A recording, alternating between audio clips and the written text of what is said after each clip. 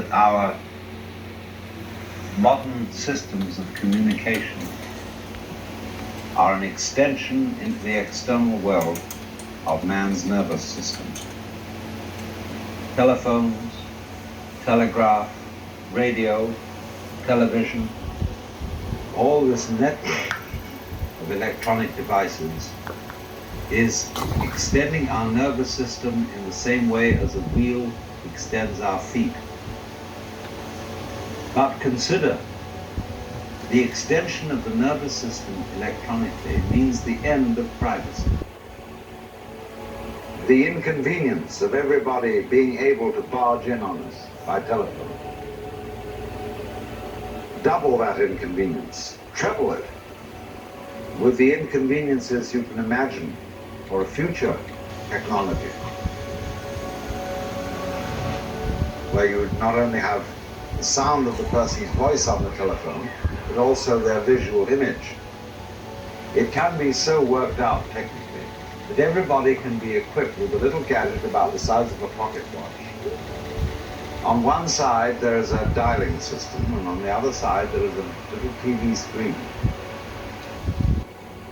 And everybody in the world who possesses one of these things has a number. And if you ring it and the number doesn't answer, your friend's dead. Imagine. Because you can't not answer. That would be unethical. That would be inhuman. That would be to advertise yourself as dead.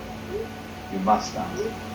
Everybody is in touch with everybody else in such a way that it reveals their inmost thoughts, and there is no longer any individuality.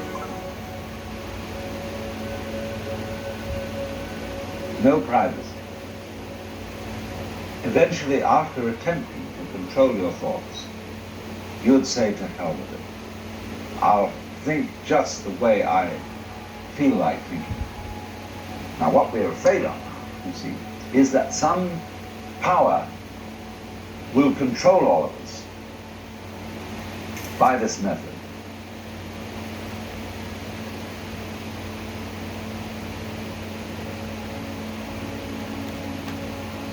But that power must be the one individual whose thoughts are not public. If the super controller has his thoughts public, then he can't be in that position. If everybody is circuited, so his private thoughts are public knowledge to all his friends and relations and to the controller, but the controller's thoughts are not public knowledge, then you have a system which is a real dangerous kind of dictatorship. In this way, we feel that our individuality depends on our privacy. Insofar, in other words, as electronics is making everybody available to everybody else, we are discovering through technology a state of affairs which in fact has existed all the time. The first thing that human beings created on this planet to communicate language with distant points were roads. Fire. In the 19th century, we began to go beyond roads because we discovered rails, then wires. The economic world became a network of roads, rails, and wires. But now the fascinating thing is we are beginning to witness a disappearance of all those methods of communication. The railways and the roads have gone to the airplane, and the wires have gone to radio and television. And you will see that as human beings become more technically efficient, that the scars of technology will disappear from the face of the earth. The moment that everybody has his personal hoppycopter, there will be no further need of the freeway. And the freeway will break up, and grass and moss will grow over it, because nobody's traveling it. And it'll disappear back into the landscape. Hooray. And these ridiculous automobiles, in which we each travel around and make a nuisance of ourselves, but they will vanish. because they simply are not technologically efficient.